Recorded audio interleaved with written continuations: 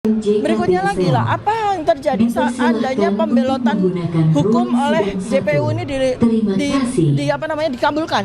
Saya ini akan menjadi terdakwa sekehendak hati mereka. Padahal saya sudah diputuskan batal demi hukum.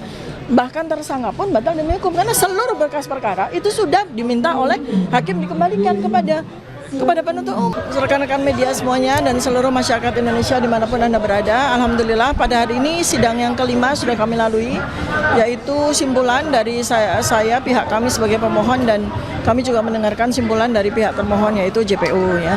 Nah, saya pertama-tama mengapresiasi dan mengucapkan terima kasih kepada Pengadilan Negeri Jakarta Selatan, terutama Hakim Tunggal ya, yang selama 5 kali sidang ini sudah memimpin sidang dengan sangat baik.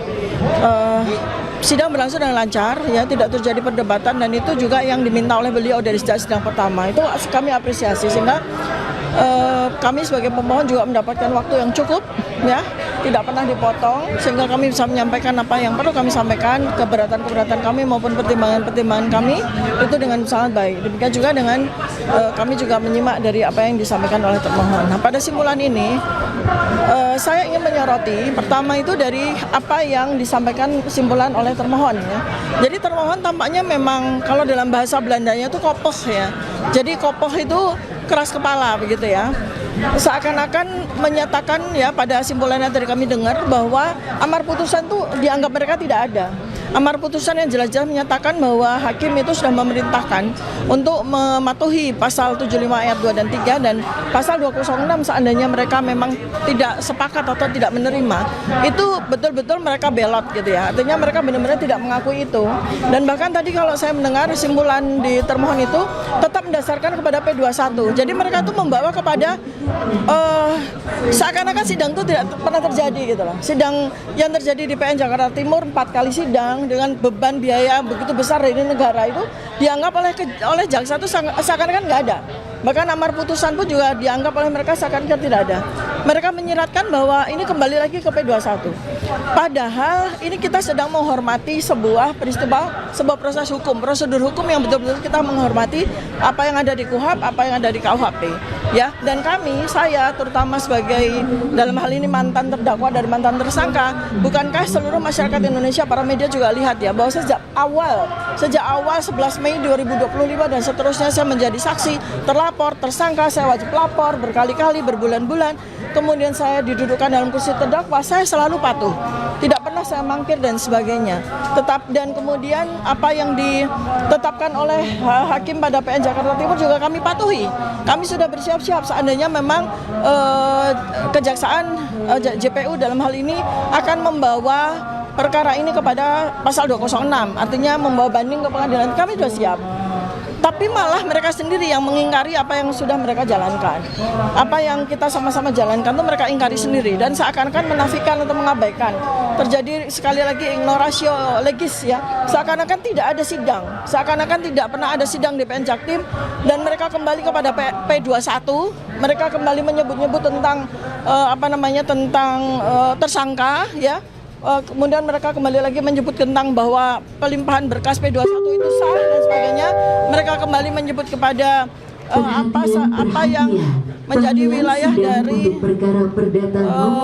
Polda Metro Jaya ya, dan jadi artinya seakan-akan bahwa semua proses yang sudah terjadi selama berbulan-bulan ini dianggap tidak ada. Bahkan kalau memang mau dibawa ke situ ya kami sendiri sudah menyatakan bahwa itu sudah terjadi sehingga kami tidak merapitkan gitu. Jadi saya dan advokat kami itu bersepakat untuk tidak memprapitkan soal kami dinyatakan sebagai tersangka. Padahal itu sebenarnya cacatnya tuh banyak. Cacat prosedur maupun cacat berita acara tuh cacat hukum acara tuh banyak sekali gitu loh.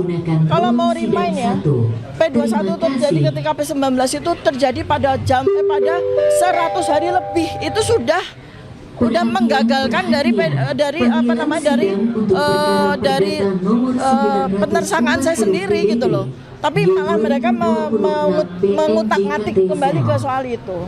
Nah, kemudian saya sendiri ya, ini ada 10 halaman dari simpulan kami. Yang pertama adalah begini, kami menyatakan ya pada simpulan kami bahwa kami itu sangat menghormati hukum gitu. Kami itu sangat menghormati hukum. Semua yang ada pada KUHP dan semua yang ada di KUHP itu sangat kami hormati. Tapi mereka malah tidak menghormatinya, malah mereka menggunakan undang-undang yang ada di bawah KUHP seperti SEMA dan sebagainya, ataupun KUHP lamanya sudah kadaluarsa seperti itu malah mereka pakai sebagai pijakan mereka itu ya. Padahal kami ya sekarang sudah sama-sama kita bersepakat bahwa sejak 2 Januari 2026 KUHP baru itu sudah kita jalankan gitu loh. Jadi yang kita pegang ya itu gitu ya. Kemudian berikutnya lagi lah, apa yang terjadi saat adanya pembelotan hukum oleh JPU ini dikabulkan. Saya ini akan menjadi terdakwa sekehendak hati mereka. Padahal saya sudah diputuskan batal demi hukum. Bahkan tersangka pun batal demi hukum karena seluruh berkas perkara itu sudah diminta oleh hakim dikembalikan kepada penuntut umum. Artinya posisi saya sebagai tersangka pun tidak ada gitu loh. Jadi kalau seandainya peradilan ini tidak memutus apa yang kami minta dalam petitum kami, artinya saya disandera sebagai terdakwa dengan semena-mena tanpa hukum gitu loh.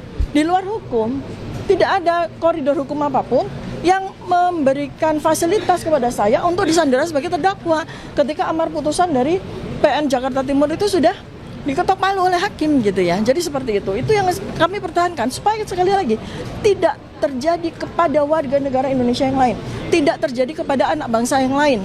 Posisi yang dihormati oleh hukum disewenang-wenangi oleh aparat penegak hukum sendiri.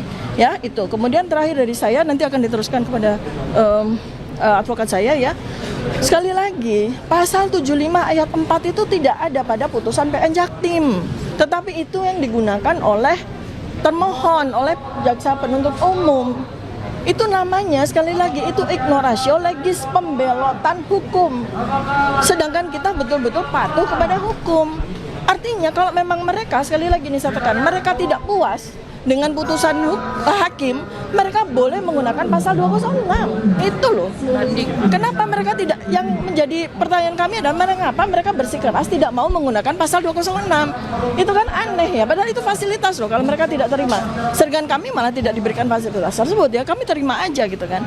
Seperti itu ya. Kemudian berikutnya lagi adalah sekali lagi, ini juga tadi saya juga melihat ya, karena mereka itu kepepet, tidak punya dasar yang jelas, apalagi ahli mereka kemarin juga dicecar oleh para advokat kami ya, dan pada akhirnya ahli itu juga bersetuju dengan pendapat-pendapat kita, tidak bisa memberikan argumentasi yang jelas. Sementara ketika kami menghadirkan saksi dan ahli, mereka juga tidak punya hak jawab, tidak menggunakan hak jawab mereka. Artinya mereka bersetuju dengan apa yang disampaikan oleh saksi dan ahli kami, kan seperti itu. Tidak ada pertanyaan sama sekali, tidak ada perlawanan sama sekali terhadap apa yang disampaikan oleh saksi dan ahli kami. Artinya mereka bersepakat dengan apa yang disampaikan oleh saksi dan ahli. Kan itu udah jelas ya. Nah, mudah-mudahan sekali lagi ini saya berdoa, kami berdoa dan mohon doanya kepada seluruh masyarakat Indonesia bahwa untuk kesekian kali kita bermohon kepada Allah Subhanahu wa taala agar hukum betul-betul bisa tegak berdiri dengan seadil-adilnya dan sebenar-benarnya di tanah air kita tercinta ini. Mudah-mudahan mudah-mudahan keputusan yang diberikan oleh Hakim Tunggal pra-peradilan dari PN Jakarta Selatan ini menjadi hadiah bagi kita untuk hari ulang tahun kemerdekaan Republik Indonesia ke-81. Amin. Ya, terima kasih. Assalamualaikum warahmatullahi wabarakatuh. Silakan. Saya lanjutkan ya. Sebenarnya dari kesimpulan jaksa tadi itu jelas pelanggaran itu bukan hanya pelanggaran undang-undang, tapi juga pelanggaran dari putusan pengadilan. Putusan pengadilan tidak ada yang mengatakan mereka diperintahkan untuk merubah redaksi dan sebagainya, tidak ada. Batal demi hukum dan itu dikembalikan. Nah, kemudian status dari terdakwa dikembalikan tersangka, ini kan aneh juga gitu loh. Ya berarti persidangan ini dasarnya apa gitu. Yang kedua itu, kalau memang itu tersangka berarti harus dari awal, apalagi dengan nomor perkara baru. Itu harus dari awal gitu. Jadi bukan di tengah-tengah tiba-tiba. Ya seperti saya katakan, ini kan sudah terdakwa, kembali lagi tersangka. Berarti kesimpulannya apa? Mereka tahu persis bahwa dakwaan yang kedua ini terpisah dengan dakwaan yang, kalau yang diperbaiki kan dakwaannya yang diperbaiki. Kenapa kembali tersangka gitu? Ya kan? Berarti kan di dalam dakwaan ini isinya tersangka, bukan terdakwa lagi kan? Ya itu. Kemudian juga banyak hal yang tadi itu diputuskan sama kesimpulan tadi, itu diantaranya yaitu seolah-olah bahwa jaksa itu memberikan kewenangan terhadap mereka. Benar tidak ada. Mereka memberikan otonom, itu hak kami. memohonkan untuk melakukan pencekalan terhadap seseorang yang berdasarkan bukti atau keyakinan dari penyidik itu patut ditinggal karena hal-hal perkembangan dikhawatirkan melarikan diri. Penyidik ataupun dalam hal ini kepolisian hanya bermohon ke instansi yang berwenang untuk melakukan pencegahan, kira-kira seperti itu. Nah, boleh nggak imigrasi menolak? Oh, kami tidak setuju. Oh, kami setuju. Apakah itu mutlak harus diluruskan permohonan dari seorang penyidik? Iya, karena di pasal 91 itu dikatakan bahwa orang bisa dicekal karena surat dari kejaksaan, salah satunya dari kepolisian tadi.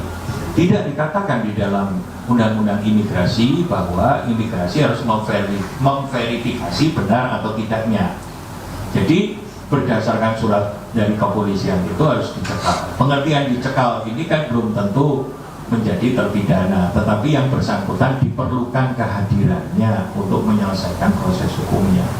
Jadi kalau pertanyaannya imigrasi perannya apa, ya perannya hanya administratif mencatat di pasal 91. Selanjutnya, kalau dalam hal ini penyidik melakukan permohonan, kemudian tindakan konkret yang berakibat seseorang itu tidak bisa melakukan perjalanan keluar adalah tindakan konkret siapa? Pemohon apa yang dimohon? Tindakan Konkret yang membatalkan sehingga seseorang itu tidak bisa keluar negeri. Itu tindakan konkret si pemohon apa yang dimohonkan? Oh, maksudnya apakah kepolisian ataukah imigrasi? Sebetulnya dua-duanya, Pak. Dua-duanya. Karena apa? Yang memohonkan, yang berkepentingan kepolisian, yang menerbitkan secara administratif dan melakukan cekal itu adalah imigrasi. Karena begini, ya, kepolisian berkepentingan atas subjeknya, orangnya. Imigrasi berkepentingan atas dokumennya. Jadi orang prosedurnya kalau kena cekal gitu, lalu misalnya pergi ke luar negeri, paspornya kan akan diambil di bandara.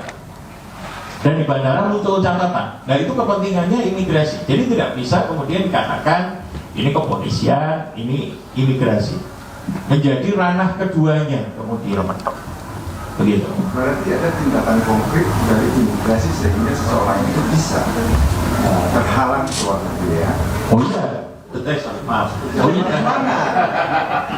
Nah, kalau menurut saudara ahli, supaya sempurna persidangan ini dan tunduk kepada keputusan yang mulia, apakah tidak ideal orang imigrasinya ditarik kemari supaya itu termohon? Karena begini. Belum dikomplit gitu. Saya minta pendapat aja. Iya, begini. Apa namanya, di dalam hukum ya, secara umum itu ada skurs, ada hukum, ada perbuatan, ada pertanggungjawabannya. Sekalipun kepolisian itu bermohon, tapi kalau surat itu tidak diterbitkan imigrasi, maka kan cekalnya tidak akan terbit. Jadi mengapa kemudian dua-duanya ditarik ya? Karena kepentingan pemohon ada pada termohon 1 dan termohon 2. Ya. Terima kasih pencerahannya Pak ahli. Baik, terima kasih Pak. Silakan dulu termohon.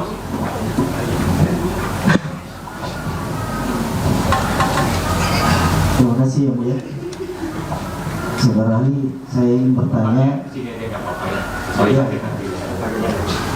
terkait asas numerus clausus objek pra-peradilan di pasal 158. Mohon saudara ahli jelaskan karakteristik kompetensi absolut lembaga pra-peradilan dalam sistem hukum acara pidana Indonesia, itu KUHAP. Dalam hal ini KUHAP baru, apakah objek pengujian pra-peradilan sebagaimana dirumuskan dalam pasal 158 Undang-Undang Nomor 20 Tahun 2025 junto putusan MK Nomor 21 Tahun 2014 itu bersifat enumeratif limitatif atau numerus clausus atau tertutup, ataukah membuka ruang perluasan tafsir atau atas? membuka ruang perluasan tafsir. Dari dulu dibatasi, dari dulu dikatakan, upaya pengertian saya dulu ini tahun 81 ya, dikatakan pra peradilan itu untuk menguji prosedur formal upaya paksa. Kemudian upaya paksa, kemudian di dalam perkembangannya kita masih ingat beberapa putusan pra peradilan yang tidak menguji upaya paksa, misalnya menguji kecukupan bukti di pra peradilan, dan itu pernah diterima gitu ya. Nah, artinya kalau ditanya dalam sejarah membuka ruang tafsir enggak? Ya membuka. Kemudian ruang perluasan tadi yang dibuat selama proses KUHP tahun 81 tadi sebagian juga sudah diakomodir di dalam KUHP tahun 2025 gitu. Misalnya cekal itu secara eksplisit kemudian sudah disebutkan di dalam KUHP tahun 2025 gitu. Jadi kalau pertanyaannya ruang itu tertutup apa terbuka? Terbuka. Yang di pasal 158 tadi itu. Iya, karena peradilan itu tidak boleh tertutup, Mas. Walaupun sudah ditentukan di pasal 158 itu objek peradilan ada beberapa poin di situ, berarti bisa dibukakan tanpa batas dari pasal 158 itu. Yang menentukan majelis hakim karena kan ada asas jus curia non fit. Walaupun undang-undang sudah mengatur, tetap diperlukan sama hakim. Betul, karena hakim kan punya kekuasaan kehakiman. Oke. Kemudian pertanyaan saya terkait pencekalan. Saya tadi menyimak ada beberapa pertanyaan masalah pencekalan. Kalau misalkan dalam suatu petitum pemohon memohonkan bahwa pencekalan ini terkait permasalahan pencekalan, tetapi di petitum lain ada juga pernyataan bahwa pencekalan itu telah daluarsa atau sudah gugur dengan sendirinya karena habis waktu. Yang saya tanyakan kira-kira bagaimana implikasi hukumnya dan rasio residendi hakim nanti untuk memberikan pertimbangan terkait permohonan pencekalan itu. Nah, kalau rasio desidendi jangan tanyakan saya, Mas. Namanya saja rasio desidendi. Saya menanyakan pendapat saudara ahli. Kira-kira kalau saudara ahli, kalau ada petitum seperti itu, kemudian di petitum lain menyatakan bahwa pencekalan itu sudah daluarsa, sudah habis waktu, terus dimohonkan, yang nyata-nyata itu sudah tidak ada, dimohonkan, kemudian dimohonkan di dalam suatu permohonan pra peradilan, kira-kira bagaimana implikasi hukumnya atau bagaimana rasio disidendi pertimbangannya nanti untuk memutuskan itu, Pak? Gini deh, saya menghindari kata rasio